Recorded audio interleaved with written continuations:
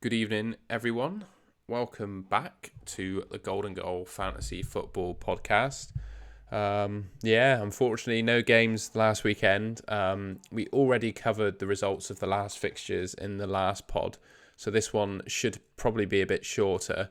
And it's just a preview of, I think it's called Gameweek 7 in Sky at the moment.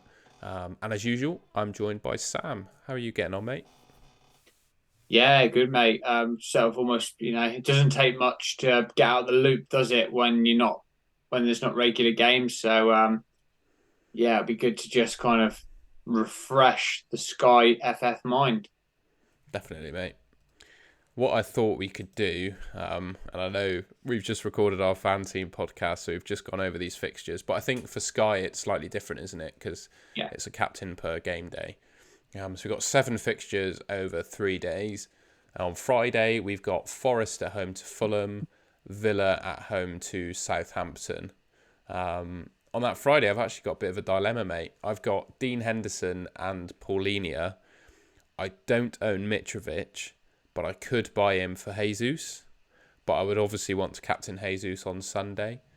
So I think I'll just stick with Dean Henderson myself. As annoying as that will be.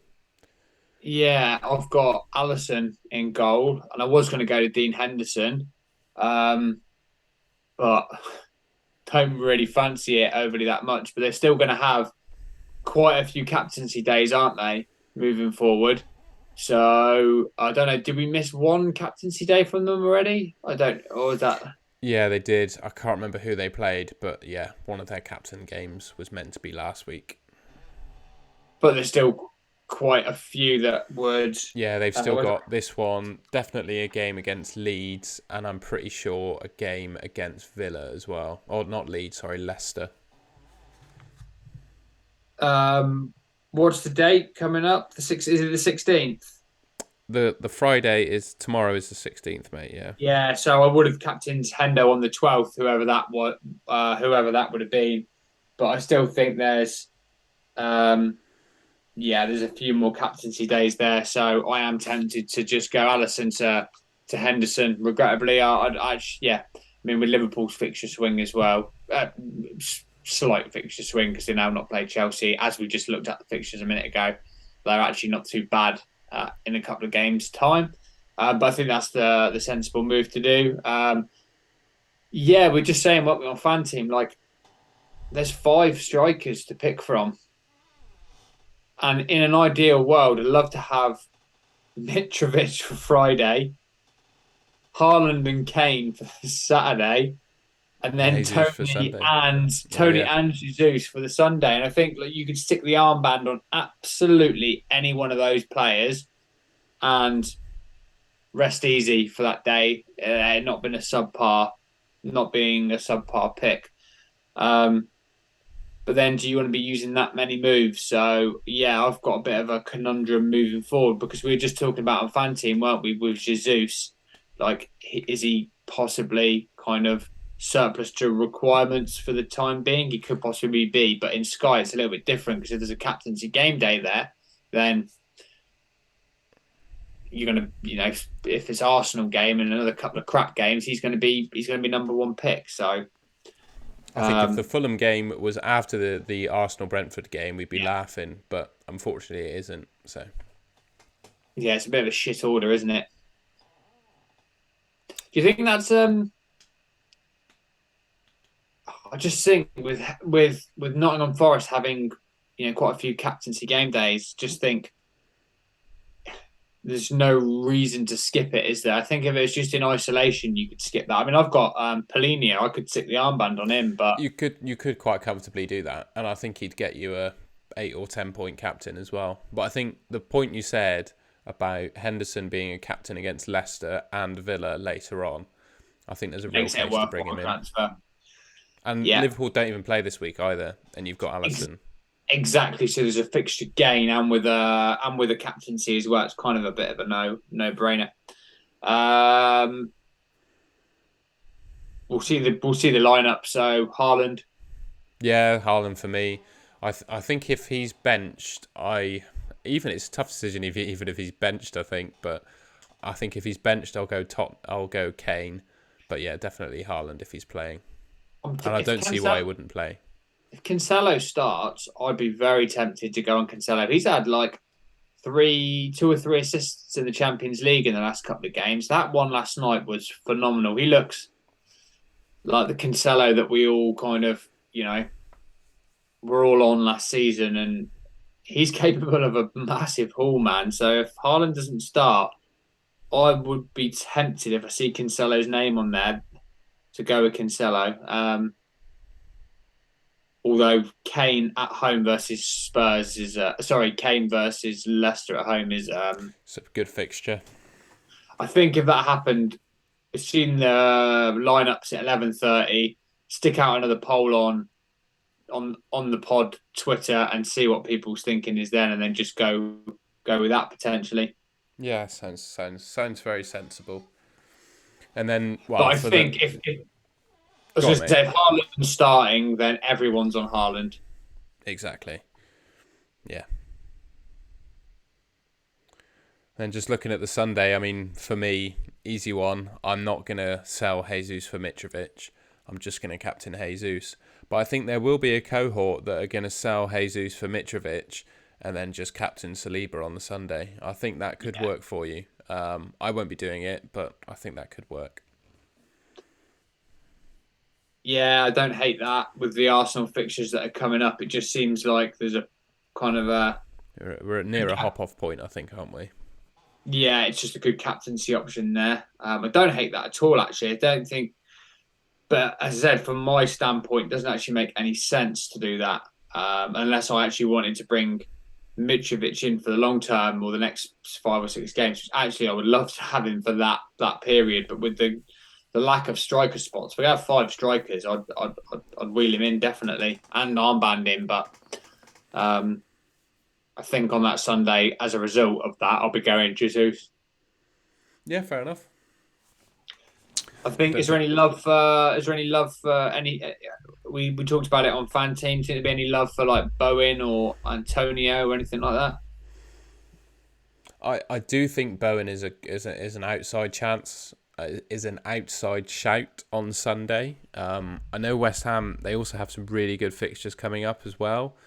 Like if you were to do, because I think you could, apart from Saturday, yeah, you could almost do a punt a day there, couldn't you? You could pick, well, obviously Good. Mitrovic from Fulham, because I obviously he's the best captain, but he's not going to be the no, he's not going to be like a 99% of the game own him captain, because other people will have Polinia and Henderson in my position that can't buy Mitrovic.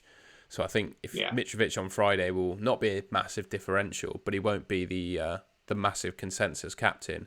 And then Bowen on Sunday against Everton, that could quite easily work as well. Yeah. Agreed, mate. Excuse me. I know I'm this. You can tell it's a bit late tonight, can't you?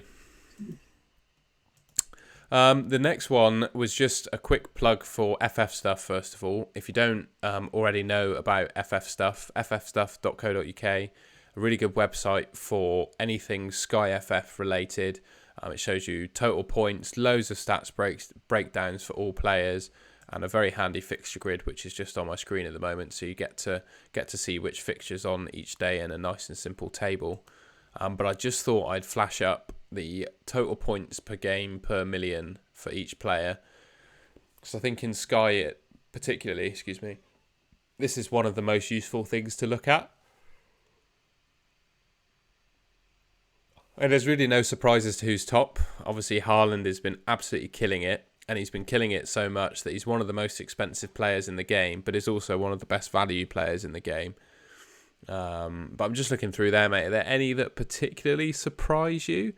I mean, I don't think I see any surprises in that list. Obviously, just highlights really who are the best value players in the game, really. I think I set the filter at, I think to appear on my particular graph, the players have to at least have started 3 games out of the 6 that have been played so far. But again, Yeah. I don't think there are too many surprises there. I mean, for me, if you're looking to, I don't know, make transfers this week or whatever, if your player appears on this list, then I would give it an approval from me, I think. Yeah, I mean, obviously Jordan Pickford's now picked up an injury for Everton. Not that I don't think anyone would be going in there. Jose Sarr still quite high up there. Is quite a That surprise. surprised me. That did actually. Yeah.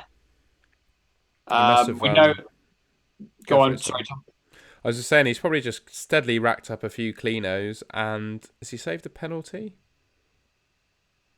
Not Yeah, he got sure. a 16 pointer against Fulham on game week 2. He got a clean sheet and a penno save. Oh yeah, from Mitrovic. But yeah, he's had saves bonus every game, has Sarr, and he's kept 3 clean sheets out of the 6, so not doing too badly. Obviously, he's got City next, so not the best game to bring him in for, but yeah, he's proven to be a decent value asset. For me, I think the guy in 5th there, Nick Pope, is Yeah, probably the outstanding keeper in Sky at the moment, look, for the same looks reason as like it, Sarr. doesn't he? Looks like it at the moment. Obviously, Firmino's up there, but that's just due to like a couple of game purple patch, wasn't it? Yeah, Um, exactly. but you're right. After that, it's kind of what we've been talking about. Does Davinson Sanchez surprise you down the bottom there, Tom? That does surprise me. The fact that he is above Eric Dyer for sure. But I think has he done something attacking wise that's put him up Most there? probably. Oh, it's because he started more than 3 games, and yeah, he's kept two clean sheets and got passing bonus in one, and then he didn't play against Fulham. So I think that's skewing his points a little bit on this one. Yeah, yeah. The games he's played, he's done all right in. So Yes. maybe it's actually one to potentially just keep an eye on. Although I don't think I'll be going there, but this is what this website does, which is really good, which is highlight some stuff that maybe you hadn't already thought of. But yeah, just a little plug for FF stuff. There's far more resources on that website than what I'm showing here, but just an interesting look at some points per game per million stats. I didn't really have too much else planned to talk about other than addressing people's Twitter questions, really, because on the last podcast we went over the results of last week, spoke a little bit about our teams.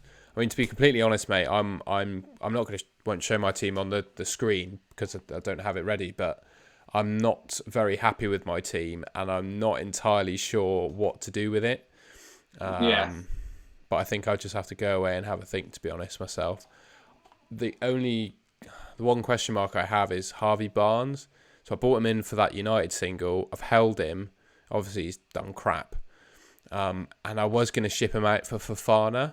But now, obviously, there's no Chelsea game. And I also don't know how safe Fofana is to start. So I'm a little bit lost on what to do with Harvey Barnes. So I might have I've, to have a little think about that. I've got Fofana and I brought him in Tuchel's last Premier League game for Bruno G. Just worked with getting Haaland back in, got me a 5 pointer, played really well, and then Potter comes in, and if Potter changes the system and whatnot, then I could be left in that conundrum. Obviously, you haven't made the move yet. Um, so yeah, there's a few question marks around that. I mean, I've got what am I looking at here? One, two, three.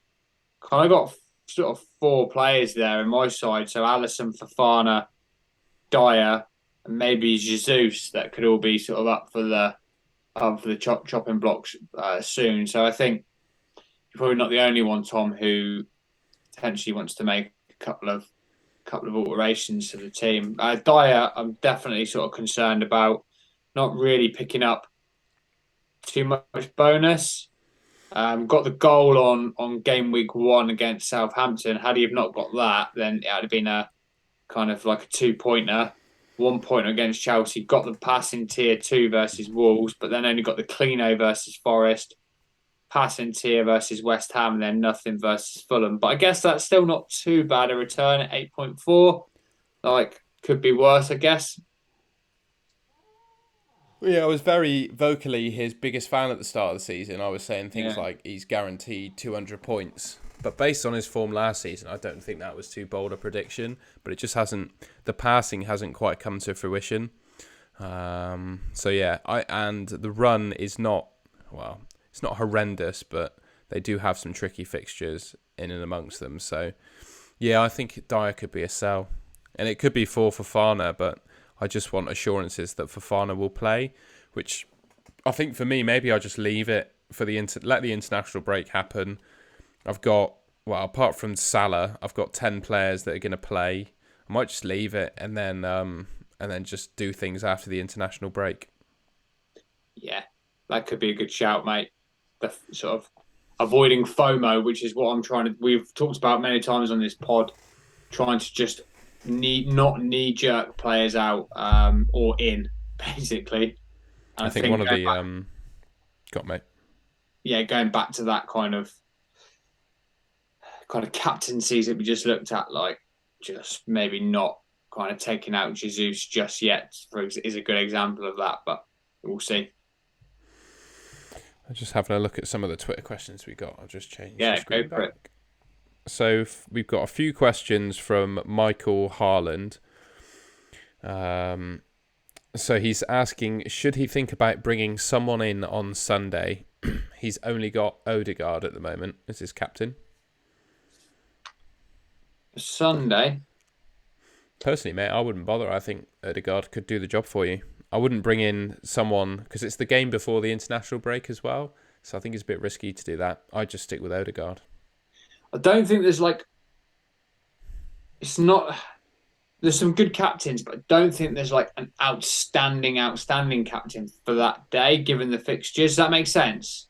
Yeah. I think Jesus will be the overwhelming captain, but it's not like it's Haaland versus Brentford, for example, is it? So I think I'm with you there, Tom. For me, if I had Odegaard, I would just stick with Odegaard for that, and exactly what you've said, reassess where I want to go after the international break. Bearing in mind Arsenal's fixtures, we looked at earlier, didn't we, on Fan Team, they get a little bit trickier.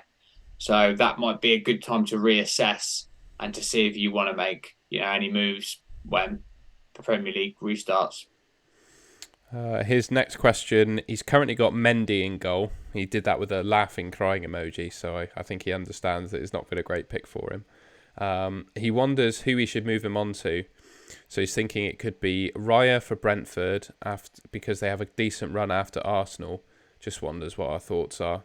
I think for me, mate, the strongest keeper in Sky at the moment is Nick Pope. Yeah, and obviously the obvious move for him is if he hasn't got a Forest asset, then Henderson will cover him for. Three captaincies with Henderson. What I've marked down, yeah, 1, 2, 3. I've actually got 4. I've got 4 down. I got all the way to the 18th as well.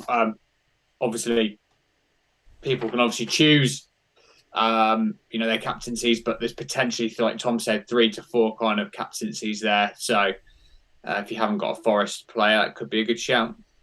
But you're right there, Tom. I think Pope's a really good pick if you were looking for a long-term just keeper and you're covered. And final question from him.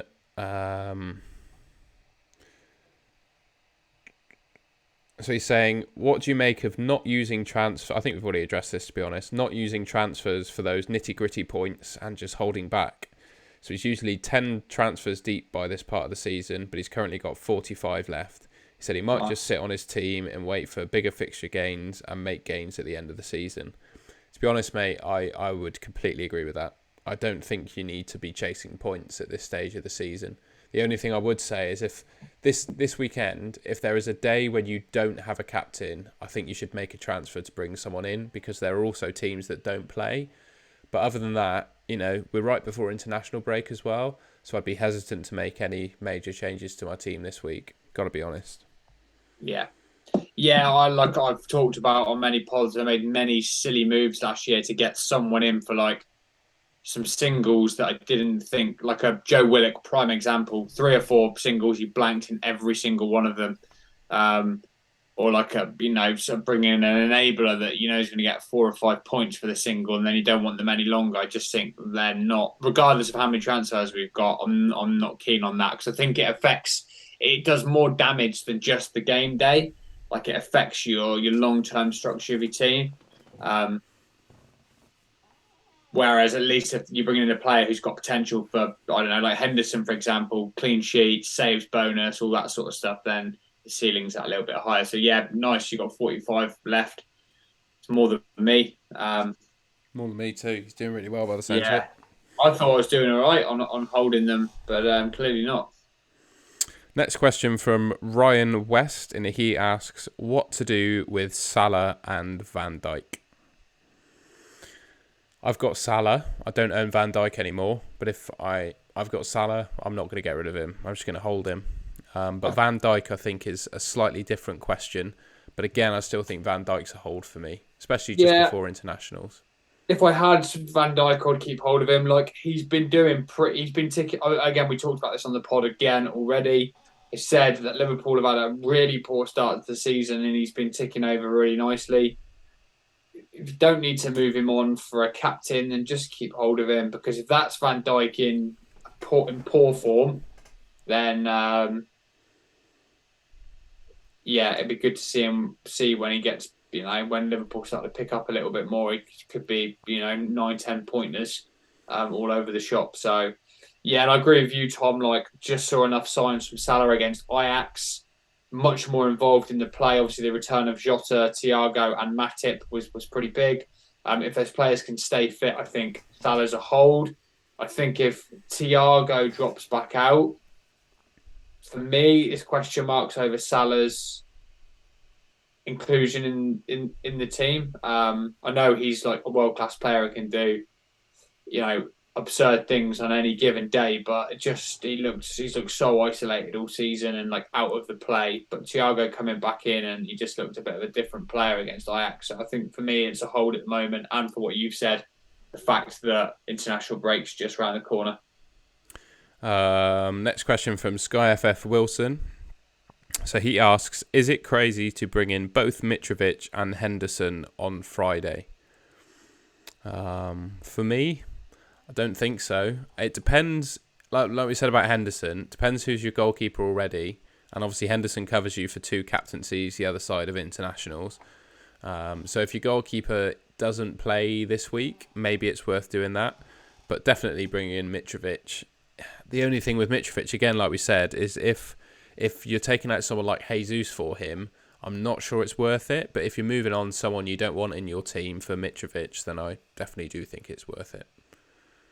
Yeah, and if it funded like the drop from Jesus to Mitrovic funded an upgrade elsewhere that allowed you that explosive captain that you've got coming up at some point, then I could be on board with that, especially if you've got a captain for that game day.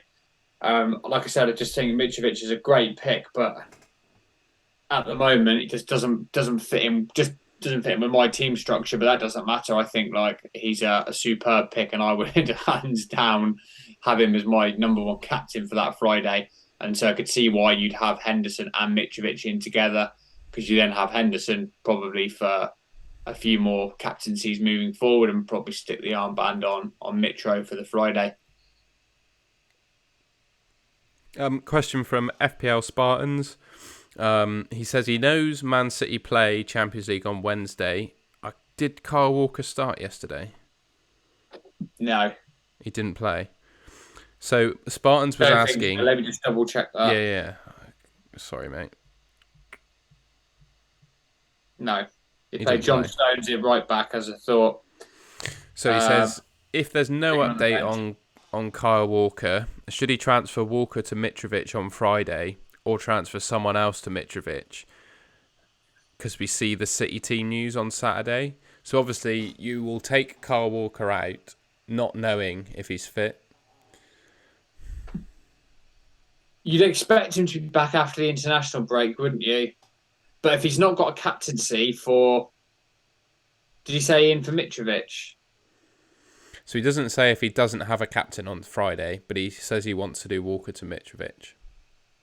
I mean, you're not going to captain Walker, are you? Even if Walker was to play on the Saturday, you wouldn't. You captain like probably Haaland or Cancelo or Kane or something like that. Probably doesn't look likely. Walker wasn't even on the bench for the Man City game. Is he in the England squad? Yes. He is in the England squad. Okay. Yeah. So Rashford isn't in the England squad because he's injured. Neither's Pickford, but they've selected Walker. So, interesting. Suggests that he is borderline fit.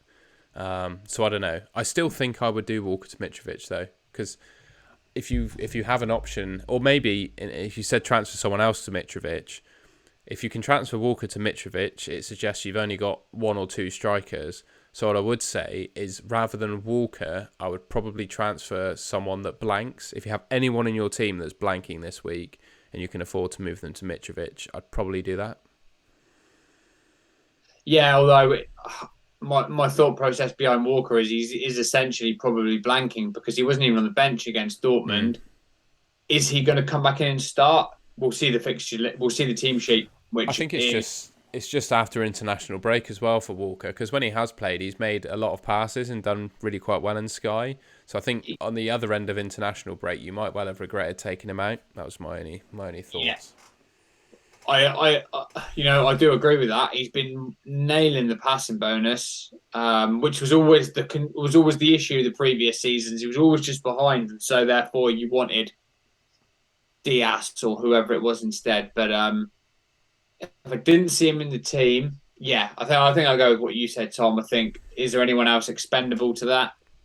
If he's not in the team and you haven't got a captain, no, he'll have to have a look. We're only on the Friday night. He'll have to make the decision. That's a tricky one. That's a tricky one. That comes down to circumstances of the team, doesn't it? If he hasn't got a captain, Tom, would you do it for the Friday? Yeah, definitely. But I wouldn't. I don't think I'd remove Walker. I think I'd remove anyone else in my team that either I wasn't happy with or was gonna blank. Because, like I said, Pickford is injured. He's not in the England team. Rashford is injured. He's not in the England team. I think if both of them were fit, they'd be in the squad. Walker being in the England squad, I think, points to his physical condition. I think it suggests that he's going to be fit for some of those international games, because Pickford and Rashford have missed out because of injury. So I think Walker either plays this weekend or he plays the weekend after international break. And I just think Yeah. Walker's a hold for me, because he's making so many passes. He's looking like a really good asset. I am just double checking that he's in there after I so confidently said, If he's not, then forget everything I've just said. yeah, he is in the England team. Yeah. The only other thing is there is a blank in FPL Game Week 12, probably 11 it'll be called in Sky or something like that, but they don't play Arsenal. So there is another potential blank coming up for City, which sort of weakens Walker's appeal. But that feels like a transfer you could make on that weekend, Yeah. rather than making it preemptively now. I just like Kyle Walker in Sky. I think he's a great asset. I wouldn't want to sell him.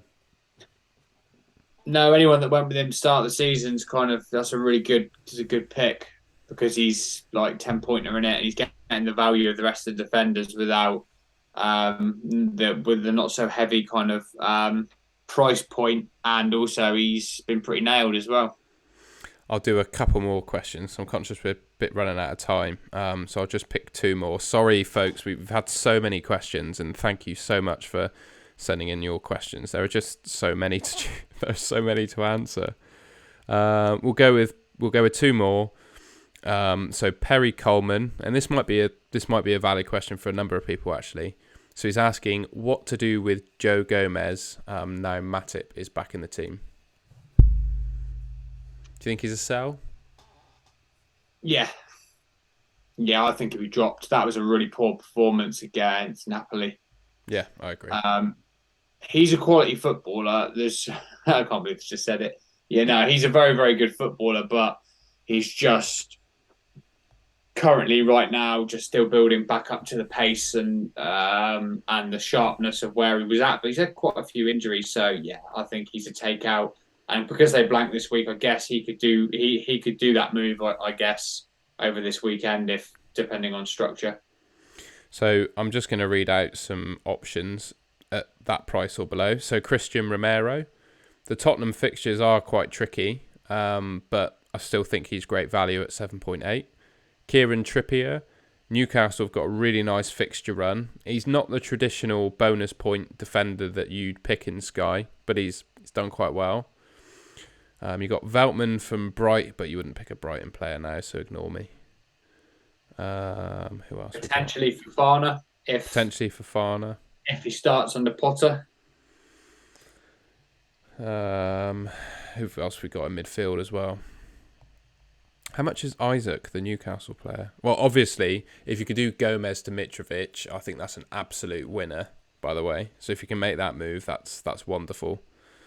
Gomez to Mitrovic, Gomez to Tony. I think Tony's a great pick as well. Would cover your captaincy against Arsenal. Got some all right fixtures after the IB. You could do a cheeky punt on, well, it's very punty, but you could punt on Anthony Gordon against West Ham. That's a bit risky, but I think you could punt that. Then obviously You've got Jarrod Bowen there, isn't he? Yeah, Potentially, it just the depends how money much he's got aligns. in the bank, but yeah, Bowen, don't hate that. Hopefully I that's a don't few know options there. if he's already covered. If he's already covered, he doesn't need to make a desperate move. Then it's probably just to hold and see again what happens after the international break. Like we've been banging on, Tom. So many things can happen over the international break with injuries and stuff to players, and you don't know. Like Trent might get, I don't know, a hamstring injury or something in the international break, although he probably won't play. And then suddenly Joe Gomez is at right back and he's still in the team. So I do think if everyone remains unscathed prior to IB, then he's probably a move on because I'd imagine Matip's going to come back in, but he's not the most resilient of centre backs in terms of injury history. So I'd certainly, if I was covered Friday, Saturday, Sunday, I would be holding Gomez just to wait on any information or any injuries and things that happen over the international break. And then I'll go for Gordon Bell's question. It's the last one. Thank you for your question, Gordon. He says, a little late to get on the bandwagon with this, but should he do Van Dijk to Kane this weekend? Yeah, what do you think about Van Dijk to Kane? I mean, yeah, he'll get the fixture game because of obviously no game for Liverpool. But I think Liverpool do have I mean, we talked about Van Dijk earlier. I think that's like a tricky question again. What's Kane's ownership? Let's have a quick look. So Kane's on 58.2 in the top 1K and 28% overall. And Van Dijk. I imagine Gordon wouldn't be captaining him, so he'd probably be. I imagine it'd be a Haaland job for him. So it's not like it's an absolute necessity. I think if you didn't have Haaland and you saw Haaland starting, you'd make that move. Leicester, Arsenal, Brighton, Everton, United, Newcastle, Bournemouth is Kane's kind of next 7 or 6 or 7. And then Van Dijk's are Brighton, Arsenal, City. And then they go on they have quite a nice little run there. West Ham, Forest, Leeds, Spurs, Southampton, Villa. Like they've got a really nice run. So I don't know if you could work a little hop on, hop off jobby or something like that. I'm aware, Tom, that I probably will be wanting Van Dijk post Man City. I think. Fair enough. I think I would personally make that move. I just think for the long term, I would prefer Kane over Haaland, and especially the Kane Saturday. over Van Dijk or Haaland. Sorry, Kane over Van Dijk. Sorry, you can tell it's late, can't you? But if we can't on the Saturday, if Haaland doesn't play, he's on the bench. I mean, it's a no-brainer to do Kane to Van Dijk to Kane. I think. Yeah, I agree with that. Yeah, I think if suddenly we're all captaining Kane on Saturday, then that's a good move. Cool. I think that ends us quite nicely. We've rambled on there for 35 or so minutes. I'm getting a bit too tired to make cohesive sentences now, or coherent sentences now. So I think we can leave it there. Yeah, thank you folks for watching and submitting all your questions. We had so many this week, and the ones that I missed, I will try to reply to them on Twitter instead, and just apologise for missing them on the pod. Anything else you wanted to say, mate? Nah, it's all good, man. All good. Nice one. As usual, if you like what you saw, give us a like rating on the video and subscribe to our channel if you liked what you saw. We've got a Friday captaincy poll on Twitter. On that Twitter account you can see above my head, Golden Goal FF on Twitter. So check us out, give us a follow, and we'll catch you next week. Or, well, in a fortnight before the next Premier League games. In a bit.